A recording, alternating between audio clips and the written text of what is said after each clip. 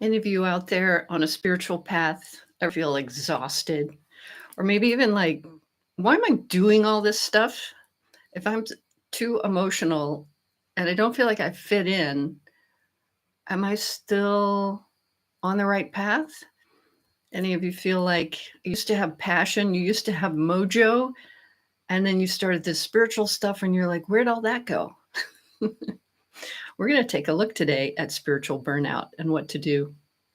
Welcome to Tea and Chat. This is your weekly dose of spiritual growth and transformation. Here we're going to explore natural spiritual abilities to help empower empaths, intuitives, and highly sensitive people to transform your sensitivity into strength.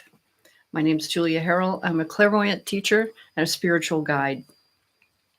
If you're new here, or you're not subscribed, please take a moment and subscribe, do the notifications. I can see about 85% of you are not subscribed. You're all welcome. Wonderful to have you here. And let's get into it. So, what's the truth about spiritual burnout? And let's look at why it's not failure. So, spiritual burnout can feel like you're just hitting a wall.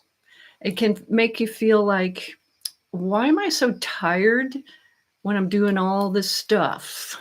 I'm doing all the things that people said I'm supposed to do. Wasn't this path supposed to bring me more peace and zen? Did I mess something up? Did I miss something?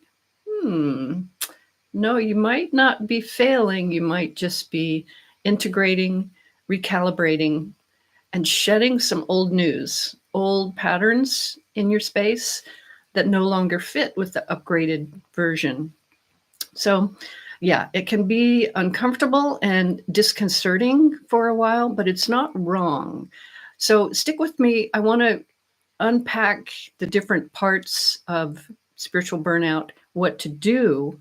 And I have a huge pro tip at the end that really brings the whole thing together of how this is happening. So if you're new, welcome. Use the live chat. Say hello. I'd love to hear from you. If you'd like a mini reading on something, put your question in the live chat. Hello, Debbie. Happy Friday. You were notified. Good. There was a problem with the last one. So we had some internet problems. So I'm glad to see you here. Danny, always great to have you here. Thank you. So if you have a question you want a little read on, let me know. All right. Oh, let's see. Debbie says, last 2 weeks spending more time than usual in bed. Yeah. We're going to talk about that, aren't we? Okay. So Debbie, yeah, you've been going through a major update, by the way. It looks like you've just hit some kind of milestone. Let me preface here too, because in the US, when you go from, for example, from junior high school, which is 7th and 8th grade, into high school, which for me was 9, 10, 11, 12th grade, it's a big jump. It's a big difference. And well, now you walk in and everybody's a foot taller than you because they've already sprouted up. But there's a lot of different things. There's sporting events going on. Groups and cliques are forming. People are figuring out what group am I? Am I going to be in the cheerleaders at my age? Am I going to be in the cheerleaders? No, not me. The jocks. Yes, I was in sports. The weirdo band kid. Yeah. Or artist, or really into science. You know, people started, or debate team or whatever, people started to kind of explore and find, well, who am I? What's my gift? What am I? Where's the group that I fit into? In school, this is literally one summer that takes place, 2 months. You just finished junior high in June and you walk into high school in August or September. It's not that much time, but it's such a big jump in terms of figuring out who you are, what you're doing in the world, who your friends are. There's more classes you're offered. Sometimes you can go out to lunch or have new amenities. You're learning to drive. There's a whole plethora of new opportunities that have expanded your awareness, especially being able to drive at that point, right? Because now you don't always have to depend on your folks to drive you everywhere. It happens in our spiritual plan here too. And Debbie, it looks like you just took a big leap up energetically as I look at my third eye at you. And your big jump is not declaring anything new. It's more settling down into it. And as you settle down into it, some more old patterns come up for review, right? We'll talk about that a little bit more.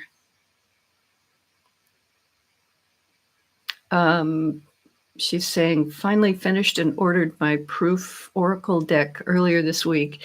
Oh, is this something you created? Because the growth period you're in would correspond with putting something huge out in the world that way, for sure. Because this growth period is not a new identity. It's a further coalescing who you are and sharing. That's a big step on the path too, isn't it? Let's get back into, so what is spiritual burnout? Okay. This can happen when you feel like, okay, regularly I have a lot of energy, enthusiasm, I have a lot of clarity. Maybe you started your spiritual path and you're like, oh, I get this. This was the answer to all my prayers. Game on. I love this. But then you start hitting a wall, or you start questioning, am I on the right path? You start wondering, can I just go back to being normal? Because my friends don't get me anymore. And I'm not sure I want to do the same stuff that I used to hanging out with friends anymore. You might even feel like what used to be normal just no longer aligns. Why am I even here? You might even ask. Again, this doesn't mean that you've missed a step, that you've done it wrong. It means you're integrating, and it's part of this whole bigger journey we're in. Let me just follow up here with Debbie. Yes, her second oracle deck. This one's much more aligned to my path. Yeah, perfect. Yeah, it's a deepening, Debbie, of who you are, and as we deepen that deeper part of who we are, right, we naturally want to share that, because that's how you really get to have the lessons. When we start sharing. So bravo, congratulations. Back to burnout. Common symptoms of burnout. So you might notice emotional exhaustion. Why am I feeling flat, uninspired, unmotivated? Where's my mojo? I used to be passionate about all these things. What happened? Yeah, this happened for me too. There was a time where I was just all music. I even would practice 8 hours a day at one point in life. I was just absolutely on a track and really focused and passionate about playing marimba at that time. And I still have one. It's over here. I love it. But I don't play 8 hours a day. I barely touch it. Shifts in our awareness, but I'm into this now 8 hours a day for sure. I love this work and all that's brought, but it was a steady, constant withdrawal from that while I built more in this spiritual development. And for me, it became a path of full-time doing this spiritual work. For many of you, it's just going to be added into what you already do in the world. So that's one thing. You might be feeling some emotional exhaustion where you used to be really highly motivated about different things. Some of you may be feeling like foggy about stuff. Like I used to be able to meditate really well, and now I can't. I don't even want to sit down for a minute. My practices aren't what they used to be. Yeah. One thing about that is there's more and more distraction energy going on right now too. So like get on your social media and spend an afternoon there, or get on Netflix and what do they call it, where you or doom scroll on your social media. What's it called when you just watch Netflix all day? I forget. I don't have Netflix, but these things are designed to take your attention and your awareness. That's their purpose. That's their function. And if you're sensitive, if you're highly tuned into these subtle levels, that's where the programming is of get off your path and go into doom scroll. So it's for a reason that all that stuff is built. Don't be too discouraged with that. When you're more sensitive, you may feel more easily pulled into that. That can be recalibrated as well. Here's another one. You might feel disconnected from people, where you had old friendships or social habits that no longer feel right. You feel like, I don't feel quite aligned with my friends and my circles anymore. Yes, you might think, well, I'm getting older, so now I don't want to go clubbing or whatever. That may be, but it also might be where you're wanting to have more time to pull in and reset your space, because tuning into these more subtle levels of awareness, as you start to tune into those, they've been there the whole time, you guys, right? But we're learning to tune into them more. And there can be a time where you're like, oh, this is great. I love this. I know what's going on in the household better. I can understand my friend better. I heard someone talking the other day, and then I turn on the radio, and that's exactly what they were talking about. You're starting to pick up these little energy signals. And it can go through a period of excitement at first, and then kind of an overwhelm at some point. Don't let that discourage you. Stay on your path. We'll get there. I'm going to talk more about that. Some of you may be feeling, okay, it was just talking about with Debbie that she's taking this big step up. Identity confusion. Now, hers not identity confusioning, it's deepening of who she is. And in deepening that, naturally sharing it. Some of you may be hitting this identity confusion like the junior high school student going from finishing junior high in June and then through the summer. Now you come back, all the kids are a foot higher than you in high school, and you go, well, who am I? How do I fit in here? They all seem to be established in their classes, what they like, the groups and the classes they like to take. It's, in one hand, it's like somebody just handed you a giant menu of offerings. You can take these classes, you can be part of these groups, you can be in the writing group, you can do these sports, you can join these clubs. At some point, it can be like, wow, what a smorgasbord of opportunities. And in another, it can be really overwhelming. On your spiritual path, you'll hit these spaces too. Don't let that be an opportunity to withdraw or even isolate. In an extreme growth period, we'll call it, or this can be a type of burnout where you go into, it's really a growth cycle or a growth period, we might call it. And sometimes people get to such an extreme place that they feel like, I just want to isolate. I just want to go in the room, close the door, or maybe I should move to Antarctica. Maybe I should just go live in a cave, and then I won't have any problems. Not true. That will not solve your problems. Just like when you break up with that crazy ex and you go, okay, I'm never going to talk to you again. Are they taking up space in your head, in your body, in your energy? If we give it to them, we do. Same thing with trying to isolate by physical isolation. Somebody can still send you messages energetic all day. If you're really tuned in, you can tune into, hey, what's going on in Bangladesh right now? Hey, what's going on for my friends in California? Hey, what's going on for family in South Carolina or whatever? You can tune in and get all that information, whether you're on the top of a hill somewhere or you're sitting right beside them. There's no distance that will help.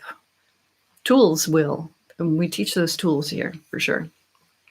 All right, that's a lot about what spiritual burnout is. Now, what do you do about it? Okay, so when you're going through these cycles, make sure you're making, I would say, number one, make sure you're creating space for this integration. So your burnout, spiritual burnout, can seem like, okay, I'm trying to fit my new awareness into my old life. That might not work so well. Make space for this new part of you in your life, this new part of you. And that might mean, like, maybe I need to rearrange my schedule to have a few more minutes of downtime. If you're in a busy family, maybe you can set aside, here's my hour for myself over here, a recalibration time, a downtime. Another way you can help here is have a dedicated time to unplug from social media or some of the more like Netflix, it pulls you in, watch one more episode. There's times where you just want to do that and like, just let me go numb today. But if you're wanting to step out of this space, consider take a day off social media, have time for yourself on the weekend. Can you arrange the day to have even 10 minutes for yourself in the morning to set the day, 10 minutes at nighttime to clear the day?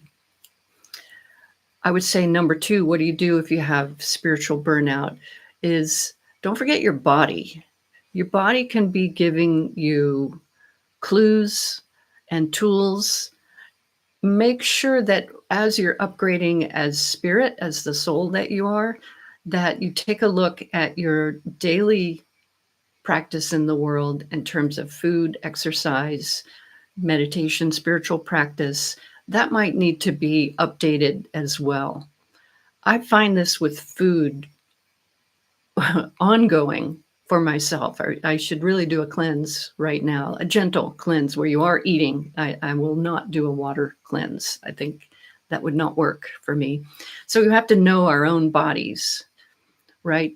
And each time that I take a step up spiritually, I've noticed, oh, for sure, I have to adjust food that I'm ingesting to help to accommodate that new frequency. My body has to have the frequency of me as a soul here.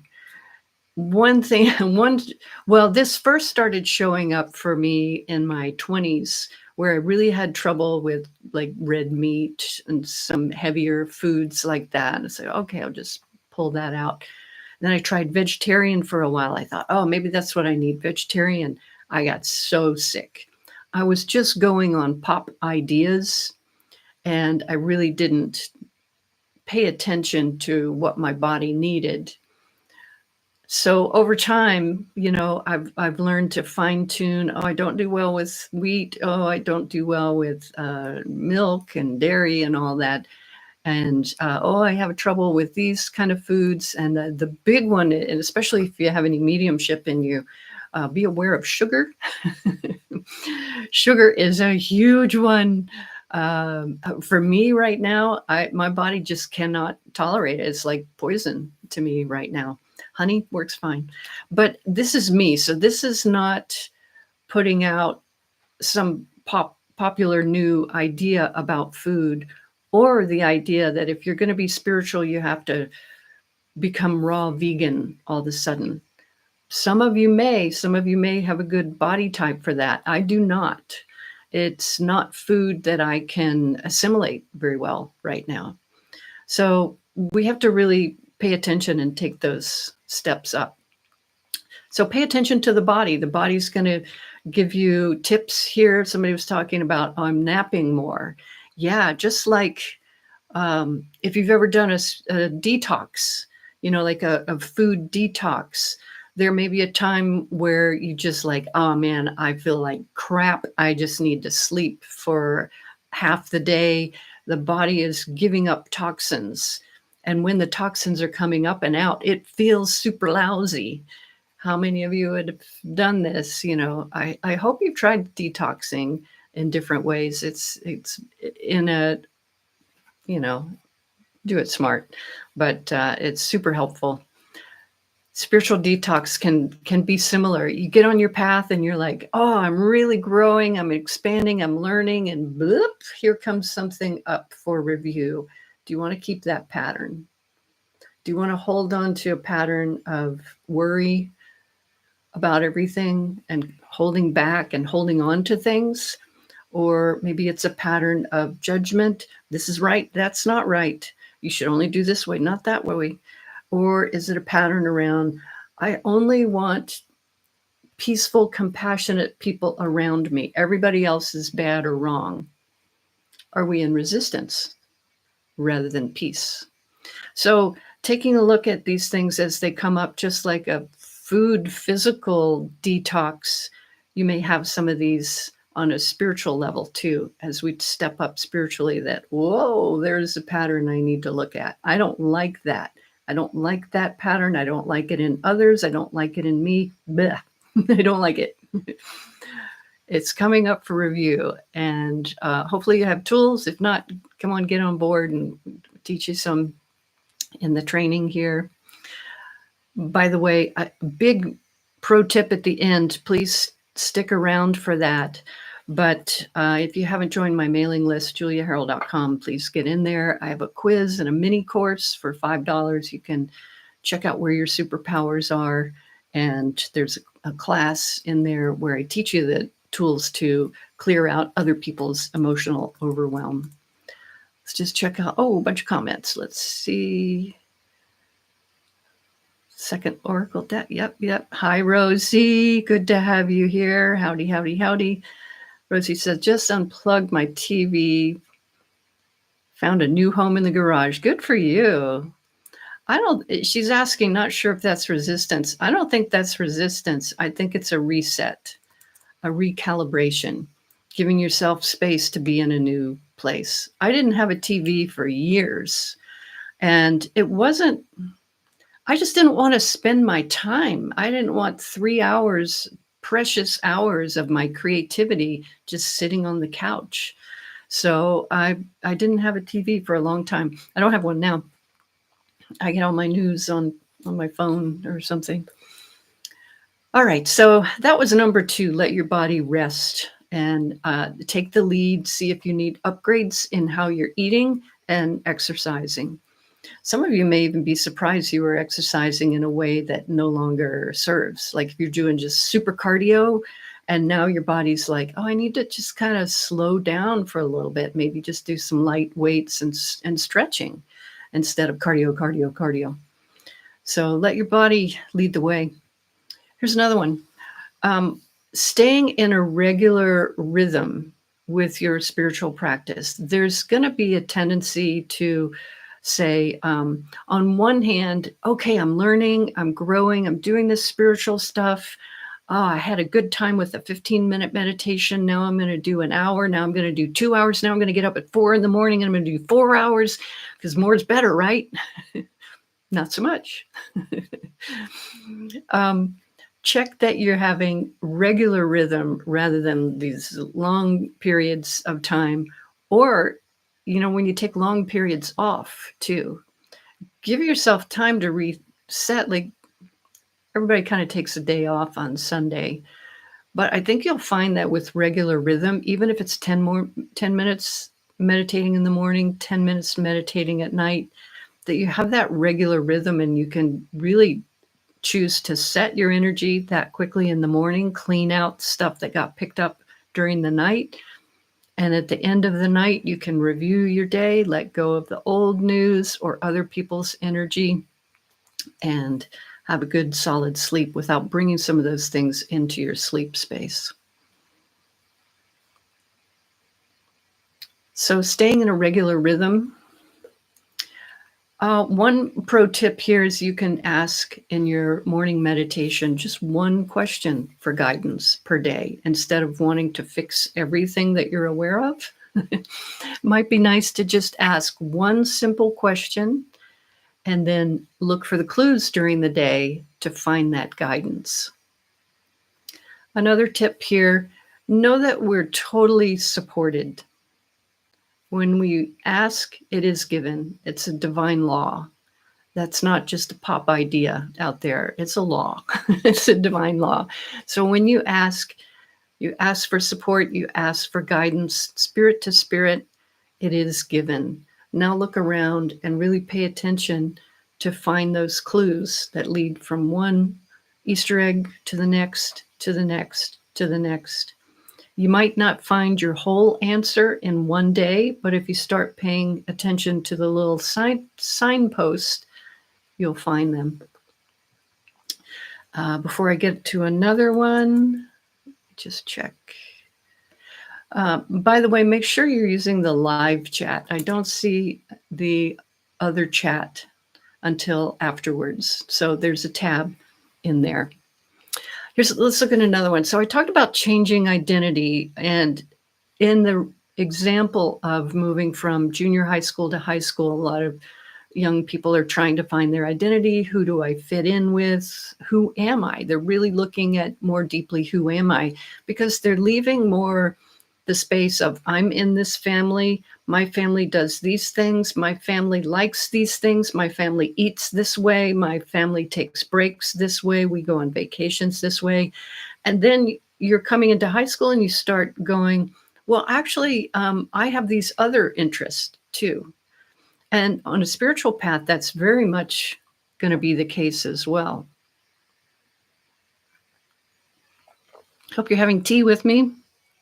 I'm having a nettle tea today, a little iced nettle tea. So finding more and more of your authentic self. When you're growing as a soul, you start to strip away the things you're not. You know, I'm not just this identity in my family or my community I grew up with, or you know, these patterns or whatever. When I look at my life today, it's very different, and I eat very differently than the way I grew up. Some things are similar, and we ate really well. My mom's a great cook, but my body needs have changed, and I have sensitivities to foods that I've learned along the way that I've had to modify and adjust. So when I go cook for her now, she doesn't like what I like as much.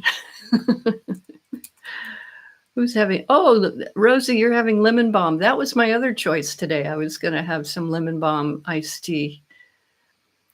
Somebody's saying, I have a TV, just hasn't been turned on in a couple of years. Now I just use my computer.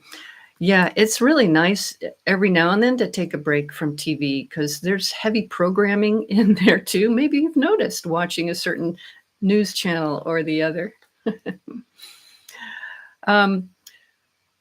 Okay, so here's another thing too. With the shifting identity, you may have had friends circles that you're like, oh, our friends do this, our friends do that. When you're on a spiritual path, it might feel like at some point, I don't align with that anymore. It doesn't have to be throwing it out the window, but continue to be yourself in that group. So if you feel like my group's going a little bit more this direction, if it's fun and great to be around these friends, do it, but be yourself. Don't change your identity or who you are to please them, right? So be with your friends if you want, don't be with your friends if you want, but be yourself, right? Another part about your friends is that you may need to allow them space and time to adjust to the new you. Just because you've changed your space and you're enthusiastic, they may not be. They're like, hey, we used to do this on Sunday, and now you want to go to that stupid sound bath. Or, hey, we used to go to this place and have drinks on Friday, and now you want to go for a walk around the lake. Allow them time to adjust. Keep being you. Here's a big one. Watch out for energy overload. So as you guys are learning to tune in more to these subtle levels and layers of awareness that are out there, you're also picking up on their energy. So empaths, highly sensitive people, HSP, intuitives, You guys know this inside and out. It's clairsentience, clear feeling, where you feel energy in the room, right? I talk a lot about this on this channel. You can see tons of other lives I've done and other talks about this. How just because we're sensitive and aware of their energy, we're matching that frequency, right? You're not actually absorbing it, but when you match the vibration, then you feel it in your body and you express it in the way you're feeling it, which is through the emotional body. Okay, that's a worry energy. I know that person's worried because I can feel worry energy. You've matched it. So you can learn to unmatch. And the quiz and mini course will give you a start on that. So be aware that the more sensitive and finely tuned you become, you might also hear more energetic noise on a telepathic level, where you're aware of people's thought forms, or maybe on a clairaudient level, where you're aware of specific words people are saying, on a claircognizant level, where you are aware on a knowingness of, you just know what's going on with people, or clairvoyance, you start to see, I'm starting to see an energy around the plants. It's like there's a little glow around the plants, or whoa, something just caught my attention in the corner of the eye. What was that? Might be tuning in to maybe a deceased loved one just walked by, energetically saying hi. So watch out for energy overload. There's for sure tools for that. And again, the mini quiz will really help you. The biggest thing would be really making sure that you're not isolating, pulling yourself away during this time. You may need to go for a walk in nature. I do this a lot right now, and sometimes I just want to be by myself. Pro tip, I'll talk out loud to my guides for guidance. Don't isolate. Make sure you're nurturing and nourishing that connection. You might want to be in, maybe you're looking for new groups. You want to join a spiritual group, spiritual community. I am building a spiritual community right now. Should be up very, very soon. Make sure you're on the newsletter to get those. Maybe you want to attend some types of spiritual circles, singing groups, sound healing, learning new skills, breath work or something. Here's a pro tip also, and I'll bring it all together here in a minute. For those of you that are usually or often find yourself in caretaking roles, can you give yourself a little more time while you're resetting your space? If there's always someone in your life that needs that caregiving role that you have to attend to them, is there a way you can create space in there while you're recalibrating? That might help as well. So final thoughts on this. Let me just look over here. Debbie's saying she's drinking peach tea. Oh, that sounds so good. It's naturally fruity and sweet without having to add any extra sweetener. And I have to be so careful about sweetener right now. So let's look at the bottom line. When you're hitting spiritual burnout, you're becoming more the soul that you are. You're letting go of parts of the ego or the body personality that have previously been running the show. If you look around, most of the planet is really walking around being the body ego.